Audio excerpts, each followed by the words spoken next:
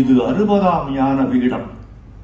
என் அரை நூற்றாண்டு எழுத்துக்களை பாராட்டி ஞானபீடம் 60 கிராம் அமிர்த புட்டி வழங்கி இருக்கிறது. இது எனக்கு மட்டும் சொந்தம் என்று உரிமை கொள்ள முடியாது. 1 கிராம் திருவள்ளுவருக்கு, 1 கிராம் இளங்கோவடிகளுக்கு, 1 கிராம் கம்பருக்கு, பாரதிக்கு, பாரதிதாசனுக்கு, அண்ணா, கலைஞர், கண்ணதாசனுக்கு ஆளுக்கு ஒரு சொட்டு. அவர்களுக்கு மட்டுமா? காளிதாசனுக்கு 1 சொட்டு, வேதவியாசருக்கு 1 சொட்டு, வால்மீகிக்கு 1 சொட்டு, தாகூருக்கு, ஷேக்ஸ்பியருக்கு, ஃபிர்தௌசிக்கு, மில்டனுக்கு, ஷெல்லி, பைரன், கீட்ஸுக்கு, டி.எஸ். எலியட்டுக்கு, எஸ்ரா பவுண்டுக்கு, கடைசியாய் 1 சொட்டு கலீல் ஜிப்ரானுக்கு. இப்படி பகிர்ந்து கொடுத்தது போக கரண்டியில் ஒட்டி இருக்கும் ஈரப்பசை மட்டும் என் பங்கு ஆகலாம். ஞானபீடத்துக்கும் என் நன்றி. ஏனென்றால் என் இருதயமும் கல்லீரலும் பழுதுபடாத வயதில் எனக்கு இந்த விருதை கொடுத்திருக்கிறீர்கள். 6 மாநில விருதுகள், 3 பல்கலைக்கழகங்களின் கௌரவ டாக்டர் பட்டங்கள், இன்னும் பத்மஸ்ரீ, பத்மபூஷன் என்ற விருதுகளை பெற்ற பொழுதுகளை விட ஞானபீடம் பெறுகிற போது சற்றே கூடுதல் மகிழ்ச்சி அடைகிறது.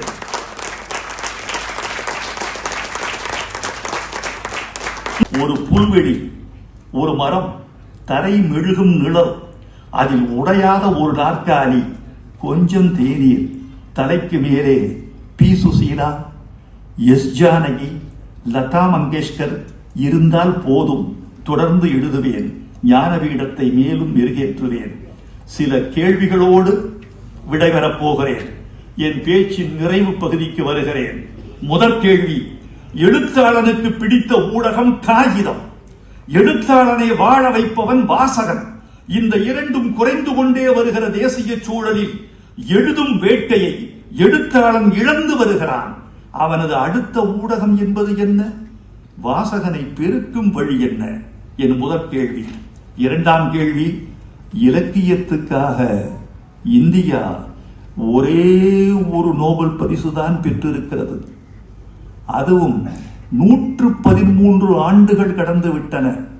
அதன் பிறகு நோபல் பரிசு பெற தகுதியான ஒரு படைப்பாளியை இந்தியா தயாரிக்கவே இல்லையா? அல்லது நோபல் குழு கண்டுபிடிக்கவில்லையா? எனக்குரிய வருத்தமெல்லாம் இதுதான். ஏகப்பட்ட உலக அழகிகளை தயாரித்த இந்தியா, ஏகப்பட்ட உலக அழகிகளை தயாரித்த இந்தியா உலக கவிகளை தயாரிக்க மறந்ததா? மூன்றாம் கேள்வி: தொழில்நுட்பங்களின் ராட்சச புயலில் இலக்கியத்தின் காகிதங்கள் தனித்தனியாக பறக்கின்றன. இந்த புயலில் இருந்து தாய்மொழியை, இலக்கியத்தை காப்பதற்கு இந்த சமூகம் என்ன முயற்சிகளை மேற்கொள்ள போகிறது? ஒவ்வொரு தொழில்நுட்பத்துக்கும் ஒவ்வொரு பல்கலைக்கழகம் காணும் நாம் இலக்கியத்துக்கு என்று தனியே ஒரு பல்கலைக்கழகத்தை நிறுவக்கூடாதா? இந்தியாவின் தலைநகரத்தில் இருந்து இந்த கேள்வியை வைரமுத்து விட்டு தமிழ்நாட்டுக்கு செல்கிறார். இலக்கியத்துக்கு என்று தனியே ஒரு பல்கலைக்கழகத்தை நிறுவக்கூடாதா? நான்காம் கேள்வி: இலக்கியம் என்பது வாசித்தல் என்ற ஒரே தொழிலோடு நின்றுவிடக் கூடாது. இலக்கியம் பொருளாதாரத்தோடும் வேலை வாய்ப்போடும் எப்படி எப்போது இணையப் போகிறது? இந்த கேள்விகளோடு என் ஏற்புரையை நிறைவு செய்கிறேன். இந்த விருதுக்கு என்னை தகுதிப்படுத்திய ஒவ்வொரு சமூக மனிதருக்கும் என் நன்றி.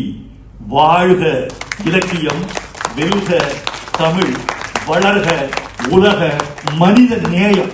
வணக்கம், நன்றி.